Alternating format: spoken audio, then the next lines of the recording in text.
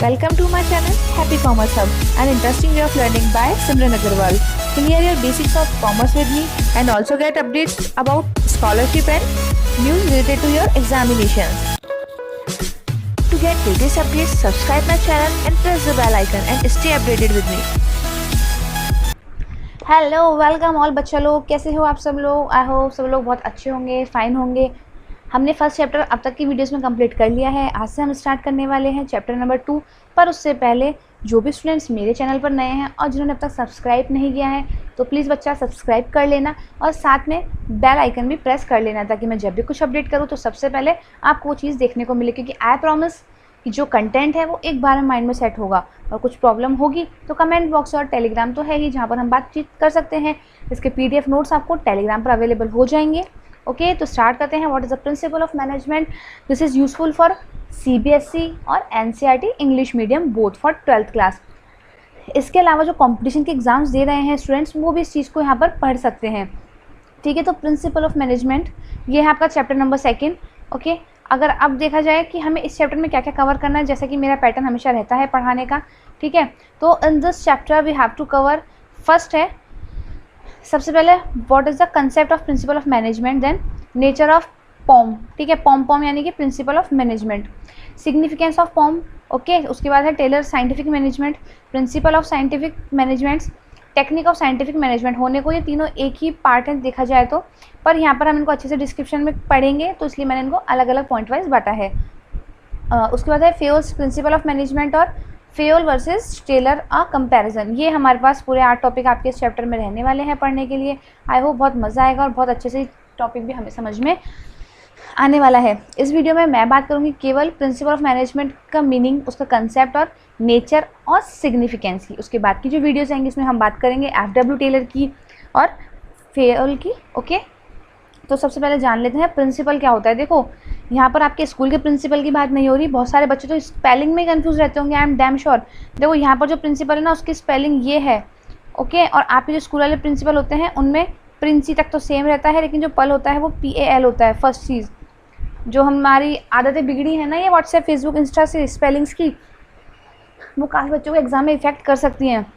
तो ध्यान रखना, ये वाला प्रिंसिपल PLE होता है और स्कूल वाले प्रिंसिपल से PAL होते हैं। ओके, तो अब बात करते हैं व्हाट इज़ प्रिंसिपल। देखो, प्रिंसिपल देखा जाए तो जनरल गाइडलाइंस होती है जिनको हमें फॉलो करना होता है हमारा कुछ काम करने के लिए। ठीक है, हमारा कोई एम है उसको पाने के लिए। नॉर्मल लाइफ में भी हम डे टू डे क्या करते हैं, बहुत सारे जो नॉर्मल जनरल प्रिंसिपल्स हैं उनको फॉलो करते हैं। लाइक कि हमें पेट्स को खाना देना चाहिए, किसी का बुरा नहीं करना चाहिए। ये क्या है, ये एथिकल प्रिंसिपल्स हैं। स्कूल टाइम पे जाना चाहिए। ठीक है, तो ये क्या स्कूल के प्रिंसिपल है, क्यों? क्योंकि उससे क्या है, हर चीज़ में यूनिफॉर्मिटी बनी रहती है। अब उसी चीज़ को हम किस में देखेंगे, बिजनेस के प्रोस्पेक्टस में देखेंगे, बिजनेस के एस्पेक्ट में देखेंगे। तो आप principle is a fundamental truth, ठीक है, और a basic statement of fact which serves as a guide in thinking और डूइंग सर्टेन थिंग्स। ठीक है, यानी कि प्रिंसिपल क्या होता है, फंडामेंटल ट्रुथ्स हैं, यानी कि मौलिक सत्य हैं जो कैसे ऑब्जर्वेशन के द्वारा, एक्सपेरिमेंट्स के द्वारा बनाए गए हैं। और ये क्या है, बेसिक स्टेटमेंट्स हैं, यानी कि आधारभूत आपके लिए कथन है, एक तरीके से बेस है कि किसी भी चीज़ को आप करो तो उनका प्रोसीजर क्या रहेगा, तरीका क्या रहेगा। तो ये क्या करते हैं, लोगों को गाइड करने का काम करते हैं सर्टेन थिंग्स को करने के लिए, इन थिंकिंग और डूइंग सर्टेन थिंग्स। आई बात समझ में? वापस देख लेते हैं। A principle is a fundamental truth और a basic statement of fact which serves as a guide in thinking और doing certain things. Again, principle यानी कि प्रिंसिपल हो गए आपके सिद्धांत। सिद्धांत ऐसे नियम या मौलिक सत्य होते हैं जो किसी भी इंसान को कोई काम करने या सोचने के लिए एक रास्ता दिखाते हैं। इसके बाद बात करेंगे कि प्रिंसिपल ऑफ मैनेजमेंट। यहाँ हमने केवल प्रिंसिपल की बात की है, अब बात करेंगे प्रिंसिपल ऑफ मैनेजमेंट की। मैनेजमेंट में क्या होता है प्रिंसिपल का मतलब। ठीक है, management of principle are those fundamental truths और guidelines which serve as guide to managers. ठीक है, मतलब कुछ ज़्यादा नहीं बदला। अब principle is a fundamental truth, तो management of principle are those fundamental truths, यहाँ तक ठीक है, बिल्कुल सेम चल रहा है। और बेसिक स्टेटमेंट, तो यहाँ पर और गाइडलाइंस, यहाँ पर बेसिक स्टेटमेंट्स भी आप लिख सकते हो। Which serves as guide to managers, which serves as a guide in thinking और डूइंग सर्टेन थिंग्स, क्योंकि यहाँ पर हम जनरल प्रिंसिपल्स की बात कर रहे थे और यहाँ पर हम स्पेशल प्रोस्पेक्टस में बात कर रहे हैं केवल मैनेजमेंट की। तो guide to managers in thinking and doing their job of managing. देखो एक मैनेजर क्या करता है, अपने ऑफिस को संभालता है, बहुत सारे काम करता है, उसके सामने बहुत सारी प्रॉब्लम्स आती हैं, उनका वो सॉल्यूशन करता है, डे टू डे डिसीजंस लेता है, लेकिन उन सब में उसको क्या करना पड़ता है, कुछ प्रिंसिपल्स हैं उनको फॉलो करना पड़ता है। क्लियर? जैसे कि आपका रिजल्ट अगर मेंशन हो रहा है, रिजल्ट आपका बन रहा है, तो क्या कहते हैं, आपकी जो स्कूल का जो स्टाफ है उसको भी कुछ प्रिंसिपल्स फॉलो करने पड़ेंगे। लाइक 60 अबव है तो फर्स्ट डिवीज़न, 50 to 60 है तो सेकंड डिवीज़न, बिलो है तो थर्ड डिवीज़न। तो वो क्या है, वो भी तो कुछ प्रिंसिपल्स फॉलो कर रहे हैं ना, ताकि यूनिफॉर्मिटी बनी रहे, तरीका बना रहे, एक गाइडलाइन उनके पास है कि भाई हमें इसी गाइडलाइन के तहत काम करना है। ठीक है, जैसे कोविड-19 में जो सेंट्रल मिनिस्टर है उन्होंने एग्जाम्स कैंसिल कर दिए, तो पूरे इंडिया में एग्जाम्स कैंसिल हो गए। तो ये क्या हुआ, एक तरीके से प्रिंसिपल हुआ कि नहीं सबको साथ लेके चलना है, तो इसलिए एग्ज़ाम कैंसिल कर दो। ऐसा नहीं कि कुछ स्टेट्स में होंगे कुछ में नहीं होंगे, जी नहीं, सीबीएसई के सारे एग्जाम ही कैंसिल कर दिए जाएंगे। ठीक है, तो ये होते हैं आपके प्रिंसिपल ऑफ मैनेजमेंट की। Management of principle are those fundamental truths और guidelines which serves as guide to managers in thinking and doing their job of managing. ये 1 या 2 मार्क्स में आपके पास आ सकता है, क्वेश्चन पूछ सकता है कि what is the meaning of principle and what is the meaning of principle of management, यानी कि आपके POM शॉर्ट फॉर्म। ओके, अब बात करेंगे हमारे सेकंड टॉपिक की nature of principle of management. ये इनका नेचर कैसा होता है, इनकी प्रकृति कैसी होती है। ठीक है, जैसे हम लोगों में कुछ लोग होते हैं बहुत ज़्यादा गुस्सैल होते हैं, तो हमारा नेचर है।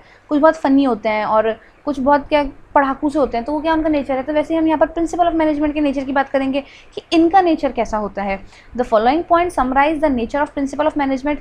और बच्चा लोगों को ये जो आपको नोट्स अगर चाहिए तो मेरे को टेलीग्राम चैनल पर आप लोग अप्रोच करो, वहाँ पर मेरा जो चैनल है उसको सब्सक्राइब करो, और वहाँ पर मैंने ग्रुप भी बना रखा है, आराम से आके बताओ कि मैम मुझे इस चीज़ के नोट्स चाहिए, और अदरवाइज़ मैं वहाँ पर नॉर्मली अवेलेबल करवा ही देती हूँ। ठीक है, तो आप अपने प्रॉब्लम्स भी शेयर कर सकते हो और PDF भी ले सकते हो। इसके अलावा भी अदर सब्जेक्ट्स में प्रॉब्लम है, या फिर उसके अलावा भी जैसे 12th आ गया आपका, इसके बाद क्या करना है, कुछ गाइडलाइन वगैरह चाहिए तो आप लोग ईजिली मुझसे कॉन्टेक्ट कर सकते हो। ठीक है, सबसे पहले है यूनिवर्सल एप्लीकेबिलिटी। ठीक है, ए point.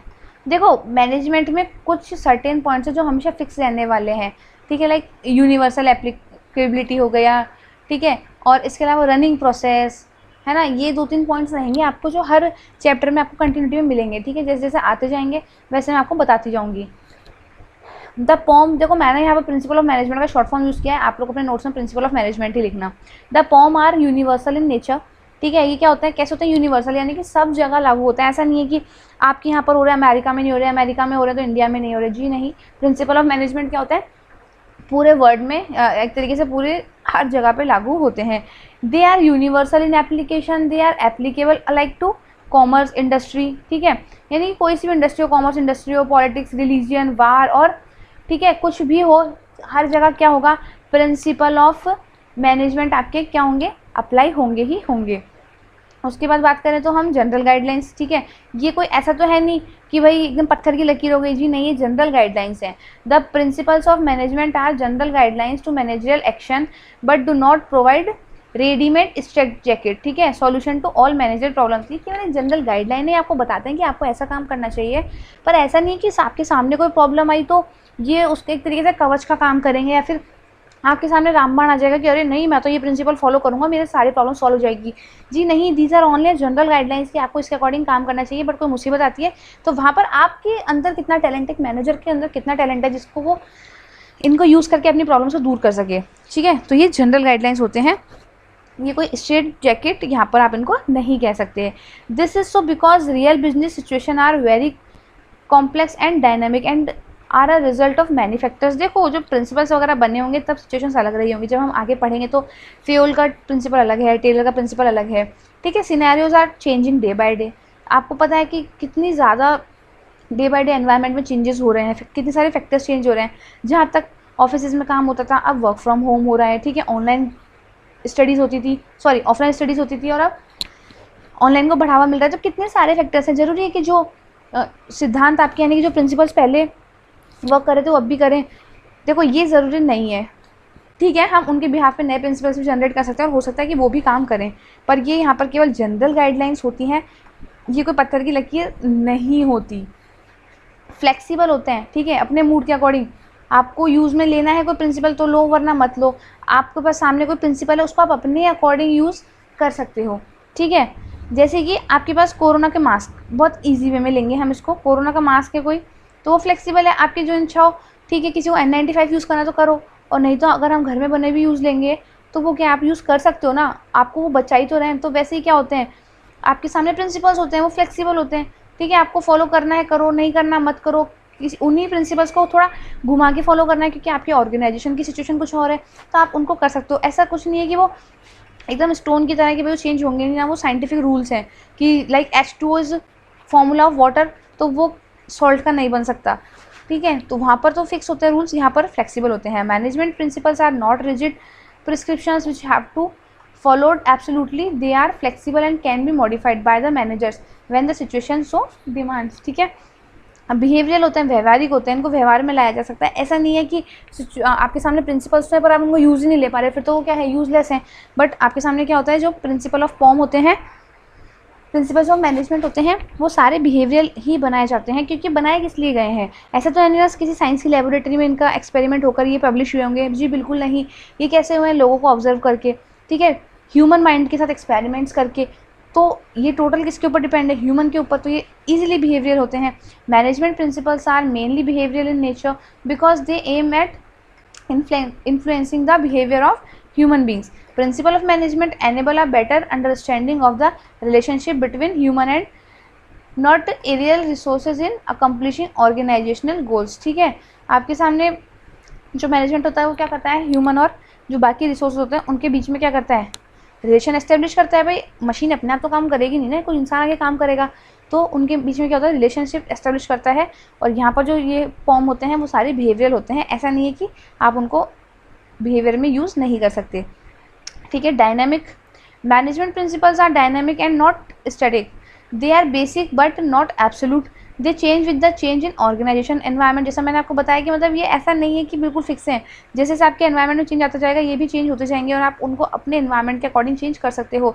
Change in organisational environment, moreover new principles may emerge and existing principle may be modified और discarded as a result of ongoing research in the field of management. Day by day researches हो रहे हैं, ठीक है, और बहुत अच्छे level पर रिसर्चेज हो रहे हैं। आज के 20 साल पहले का सिनेरियो अलग था, आज का सिनेरियो अलग है, और आज के 20 साल बाद का भी सिनेरियो कुछ ना कुछ अलग होगा। तो जिस हिसाब से रिसर्चेज चल रहे हैं, आए दिन कुछ ना कुछ नए प्रिंसिपल्स, फंडामेंटल्स हमारे सामने देखने को मिलते हैं, ठीक है। तो ऑर्गेनाइजेशन के हिसाब से और एनवायरनमेंट के हिसाब से हमारे पास जो पुराने फंडामेंटल ट्रूथ्स हैं, जो प्रिंसिपल्स हैं, हम उनको क्या कर सकते हैं, हटा सकते हैं और नए वाले लागू कर सकते हैं। तो ये क्या होते हैं, डायनामिक होते हैं।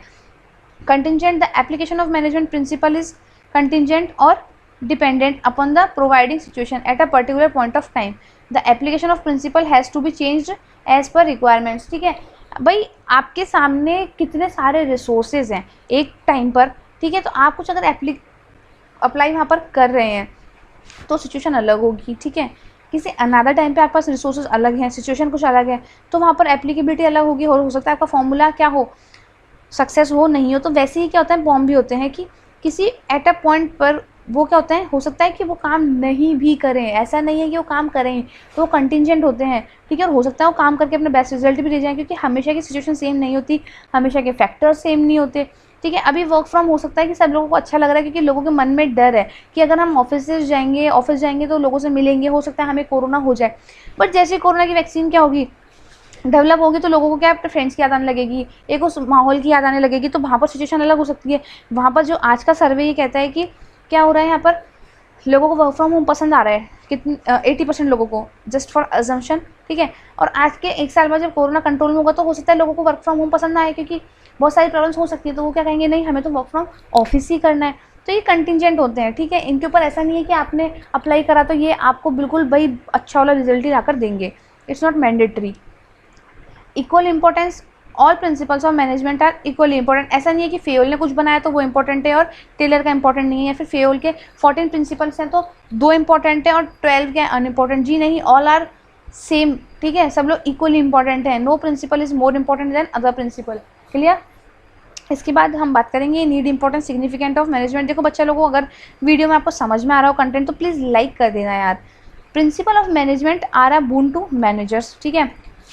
They serve many need of managers. They serve as lamp post और रोड मैप्स फॉर मैनेजर्स, ठीक है। जैसे पुराने जो मैनेजर थे जिन्होंने ऑब्जर्व करा, अपनी प्रॉब्लम्स को क्या करा, किसी बुक में पब्लिश करा, उनके रूल्स बना के लोगों को बताया ताकि फ्यूचर में क्या हो, लोगों को प्रॉब्लम ना हो, तो वो क्या एक तरीके से रोड मैप दिखाते हैं कि अगर आपके सामने ये प्रॉब्लम आए, जैसा सुना होगा ना यार मोटिवेशनल क्योट है क्या, कि खुद की गलती से सीखने से अच्छा है दूसरों की गलती से सीखो, ताकि हम वो गलती करने में अपना टाइम वेस्ट ना करें। ठीक है, वो बंदा जल्दी सक्सेस होता है जो दूसरों की गलती सीखता है। आपको पता है कि यार आपके फ्रेंड ने एग्जाम टाइम में ही पढ़ाई की, पूरे साल में पढ़ाई नहीं की, दैट्स व्हाई उसके मार्क्स कम आए, तो आप भी बेवकूफ़ी क्यों कर रहे हो? आप तो स्टार्टिंग से करो ना, ताकि आपके मार्क्स अच्छे आएंगे। ठीक है, ऐसा थोड़ा कि आप एक्सपेरिमेंट करो कि यार मैं भी ट्राई करके देखता हूँ कि ये बंदा भी तो लास्ट में पढ़ा था, क्या पता मेरे अच्छे आ जाए इसके नहीं आए। तो ऐसे जो एक्सपेरिमेंट्स होते हैं ना, ऐसे एक्सपेरिमेंट नहीं करने चाहिए वैसे बेसिकली तो, पर जो मैनेजर्स करते हैं, ठीक है, और बहुत सारे साइंटिस्ट थे, उन्होंने क्या करा, बहुत सारे एक्सपेरिमेंट करे। ठीक है, बल्ब बनने से पहले 1000 बार उसके क्या हुए थे, एक्सपेरिमेंट फेल हुए थे, तो उसके पास क्या था, जो साइंटिस्ट था, 1000 तरीके थे जिनसे बल्ब नहीं बन सकता। ठीक है, तो वैसे ही आपके क्या है, मैनेजर्स होते हैं, उन लोगों को जो गाइडलाइन दी है वो बहुत सारे एक्सपेरिमेंट्स के बाद, बहुत सारे ऑब्जर्वेशंस के बाद दिए, ताकि जो फ्यूचर मैनेजर्स हों उनको टोटल हेल्प होती रहे। ठीक है, with which they can think and do their managerial job by systematically and smoothly. Now the need for and importance of management is briefly discuss under the following points. ठीक है, इसके बाद हम management के प्रिंसिपल्स की importance की बात करने वाले हैं। यहाँ पर आपकी बुक में शायद ज़्यादा पॉइंट्स हैं, मैंने 6 to 7 पॉइंट्स ही हर उसमें रखूँगी मैं, क्योंकि I believe on smart work. ठीक है, hard work plus smart work. ऐसा नहीं है कि हमें 10-10, 11-11 पॉइंट पढ़ने हैं, क्योंकि इतने तो पॉइंट एग्जाम में हमें लिखने ही नहीं है ना। मैक्सिमम क्वेश्चन कितने का मार्क्स का आएगा, 6 मार्क्स का, तो 6 पॉइंट्स आर इनफ, तो हम मैक्सिमम 7 पढ़ लेंगे। इससे ऊपर पढ़ के आपको क्या करना है, ठीक है, हम समझने के पर्पज से फिर भी देख सकते हैं, बट मैंने यहाँ पर वही पॉइंट्स शामिल किए हैं जो एग्ज़ाम के पॉइंट ऑफ व्यू से यूज़फुल है। ठीक है, तो to increase efficiency first point है। अगर आप फॉर्म को क्या करोगे, अपनी फर्म में अपना के चलोगे, तो ऑफकोर्स ही बात है आपकी एफिशिएंसी, आपकी फर्म की एफिशिएंसी इंक्रीज होगी। Form guide in systemise and smooth thinking and doing, they help in understanding problems and finding solutions. Consequently, managers can perform better with the minimum of cost. This naturally results in increased managerial efficiency. ठीक है, अगर आपको पता है कि कोई काम किस तरीके से करना है, ठीक है, देखो फर्स्ट टाइम जब कोई इंसान एक्सपेरिमेंट करता है तो उसके चांसेस ज़्यादा होते हैं कॉस्ट ज़्यादा आने के, टाइम ज़्यादा लगने के, लेकिन अगर हमें किसी चीज़ की गाइडलाइन पता है, ठीक है, तो हम क्या कर सकते हैं, उन रूल्स पर चलकर, क्लियर, आराम से चलो, उन्हीं को फॉलो करो, तो हमारा टाइम भी बचेगा, हमारी कॉस्ट भी बचेगी, तो ऑटोमेटिक एफिशिएंसी क्या हो जाएगी, सिंपल इंक्रीज हो जाएगी। तो to train manager second point है अपना।